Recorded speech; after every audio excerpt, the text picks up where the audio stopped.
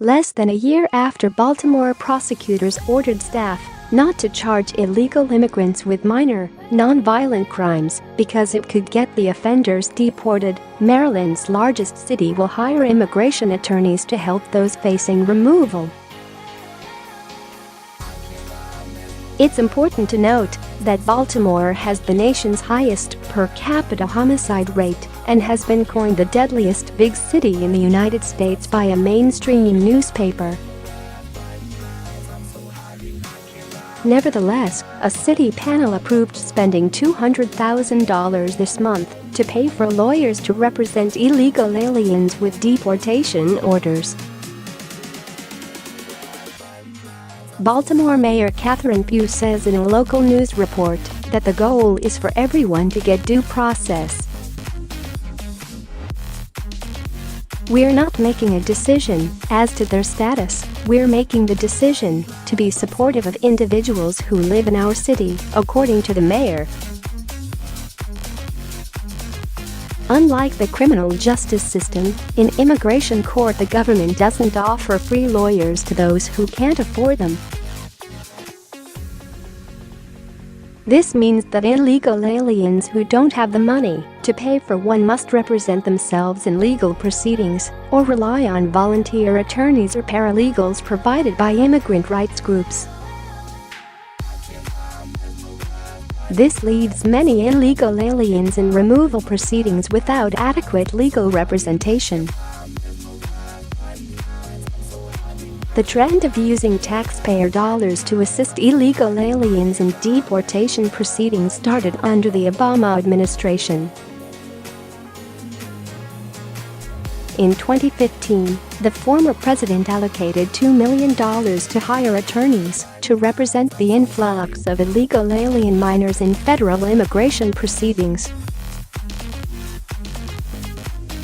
The money flowed through a special program, Justice AmeriCorps, launched by the Department of Justice, DOJ, Executive Office for Immigration Review, EOIR. In response to the Trump administration's immigration enforcement policies, American sanctuary cities took matters into their own hands by creating local funds to help illegal aliens facing deportation. Chicago City Council led the way by approving a $1.3 million legal defense fund, and the city of Los Angeles followed with a $10 million fund to help illegal immigrants dodge justice.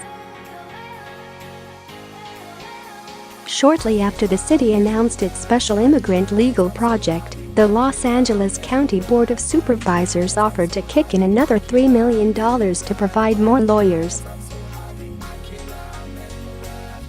The only LA County supervisor who voted against the fund said it's irresponsible to allocate taxpayer money for such a program. In the city's case, the city attorney, whose office prosecutes crimes and represents L.A. in litigation, said the money will ensure that there is more fairness and more effectiveness in the immigration system, which, of course, is a federal and not a state matter. Baltimore took it a step further by also creating a policy to go easy on alien criminals in state cases to avert collateral immigration consequences. An internal memo issued by Baltimore's chief deputy state's attorney in mid-2017 instructs prosecutors to think twice before charging illegal immigrants with minor, non-violent crimes. The chief deputy, Michael Schatzo, writes in the memo that the Trump administration's deportation efforts have increased the potential collateral consequences to certain immigrants of minor, non-violent criminal conduct. Schatzo is second in command to Baltimore's top prosecutor, Marilyn Mosby, and oversees major crimes at the state agency. In considering the appropriate disposition of a minor, non-violent criminal case, please be certain to consider those potential consequences to the victim, witnesses, and the defendant, Schatzo wrote to his staff. Besides Baltimore, 2 Maryland counties, Montgomery and Prince George's, offer illegal immigrants sanctuary.